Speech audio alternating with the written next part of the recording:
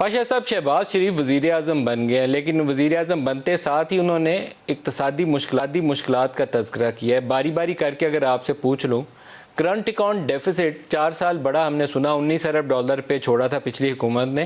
اب 30 جون کا اختتام کہاں پر ہوگا؟ کتنا کرنٹ اکاؤنٹ ڈیفیسٹ دیکھتے ہیں آپ؟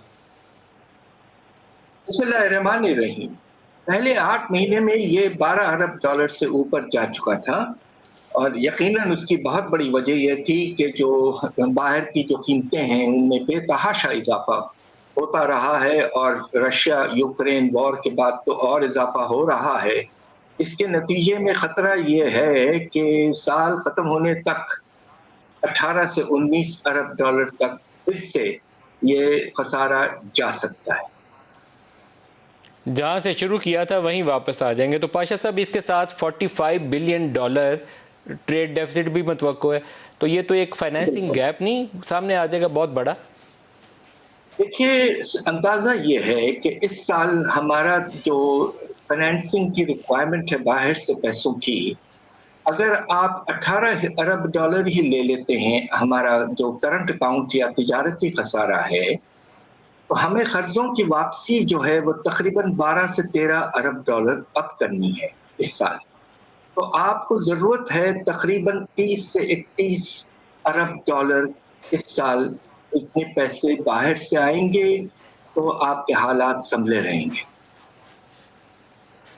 تو یہ sir 31 billion dollar, it's a very large amount, یہ پیسے آئیں گے کہاں سے سر؟ دیکھیے، پہلے 8 مہینے میں اللہ کے فضل سے پاکستان کو آئی ایم ایف سے جو ایس ڈی آرز ملے 2.8 ارب ڈالر، اس پہ کوئی ہماری لائبلٹی نہیں ہے۔ یہ کووڈ کے بعد کیا گیا، جو کہ بہت مناسب اسٹیپ تھا۔ دوسری طرف پاکستان کو سعودی عربیہ سے 3 ارب ڈالر کے ایک ڈپازٹ ملا ہے 1 سال کے لیے، اور ساتھ ساتھ اب تیل کے امپورٹ کے لیے بھی انہوں نے ایک کریڈٹ دیا ہے 1 سال کا، تقریباً 1.2 ارب ڈالر۔ اور پھر فروری کے مہینے میں ہم نے ایک سکوک بانڈ بھی فلوٹ کیا ہے۔ ابھی اندازہ یہ ہے کہ پاکستان نے پہلے 8 مہینے میں تقریباً 16 ارب ڈالر کا انتظام کر لیا تھا۔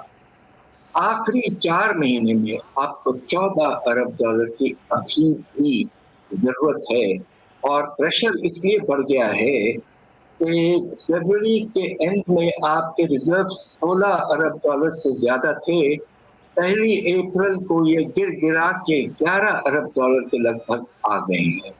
یعنی کہ اب ہم 2 5 مہینے ارب ڈالر گر گئے، بالکل گر گئے، اور آپ کے پاس اب 2 مہینے سے زیادہ امپورٹ کرنے کی گنجائش نہیں ہے۔